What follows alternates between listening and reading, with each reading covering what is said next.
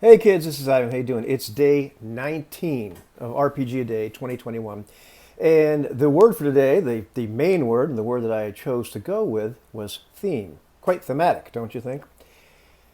I was thinking about this word quite a bit today. And, some years ago I came across this idea that games ought to be about something. What is your game about and how does it do that? And I was thinking to myself, when I first heard that, huh? And back in the day when I started playing games 40 years ago, 40 years ago, didn't really think the game was about anything, or did I? There was certainly, things the game seemed to be about.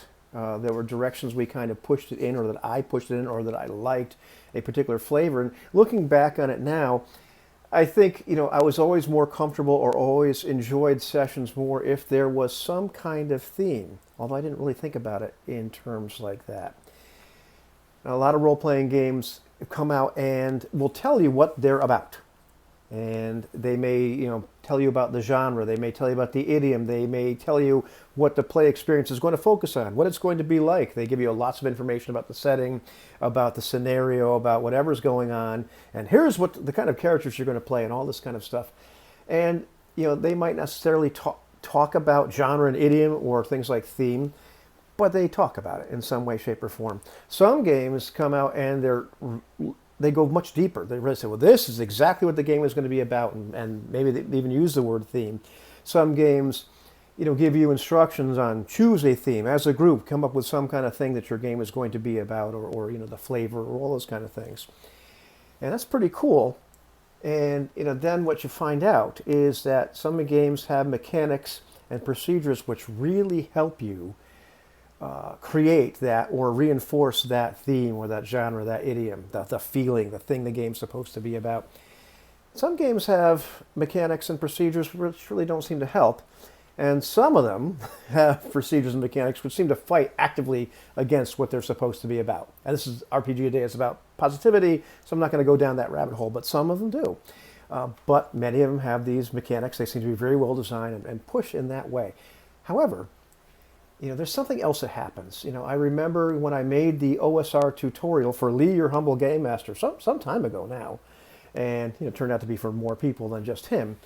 But that examination of OSR games, I came to the conclusion, or I kind of already had these thoughts, but they crystallized for me this idea that in games like that, and in fact in a lot of games, if you want a particular theme or your game to be about something or a genre or a feel, well, you have to bring that to the table. The players, all of them, bring that with them and push in that direction. But, it's not just those particular games. There's a lot of games, and in fact, I would say all games, where that's part of what happens. The theme is kind of in the genre, the idiom, the whole thing, but the theme specifically, it's not just brought by the mechanics. It's not just brought by the game or what the game says. It's brought by all the people at the table, and our intentions, our session zero, we decide this is what it's going to be about, but then also about, what the people kind of bring to the table anyway, whether they know it or not. And, we've talked about this before, the idea that there's genre is rule zero, as my friend Anthony would say. But there's a genre you go for, but very often there's also the genre that shows up for dinner, and sometimes it's unexpected. Sometimes the theme that shows up for dinner is a bit unexpected. And, my friends and I, we good-naturedly, laugh at ourselves and sometimes at each other, but it's all good-natured and in good fun, that we laugh at ourselves for very often bringing the same characters over and over again. Maybe it's a little bit different, but we kind of bring the same type of people or group of people to the table. And also that, unless we consciously make an effort to do otherwise, very often every one of us will kind of drift back into the kind of theme or style of play where we're most comfortable. And it's kind of interesting to think about and talk about why do we do that? Where does our particular preference for a particular theme or feel come from?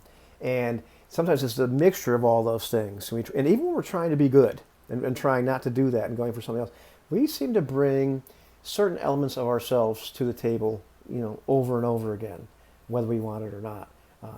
I remember something that, oh man, Disembowel said that you're always going to bring part of yourself. You're always going to be playing yourself. I don't believe that's entirely true, but I do believe that there's part of us that we tend to bring, and there's the particular themes that we tend to push towards or help create. And so there's this big mixture of all the people at the table and all the other ingredients at the table.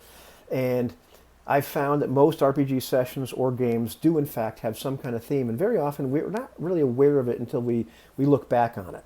You know, it's less apparent in the moment. But the most satisfying games and campaigns for me have been the ones where at some point we start to recognize a theme that's emerged. And at that point, we can really start to explore and see where it goes, and we're more consciously aware of this is the theme of this campaign. And that could be really, really cool. So, at the end of the day, yeah, I believe that all RPG sessions and campaigns have some kind of theme. Sometimes it's intentional, sometimes it's unintentional. But it's really cool when we look back and figure out and notice what they were and think, why was it like that? Take it easy, kids.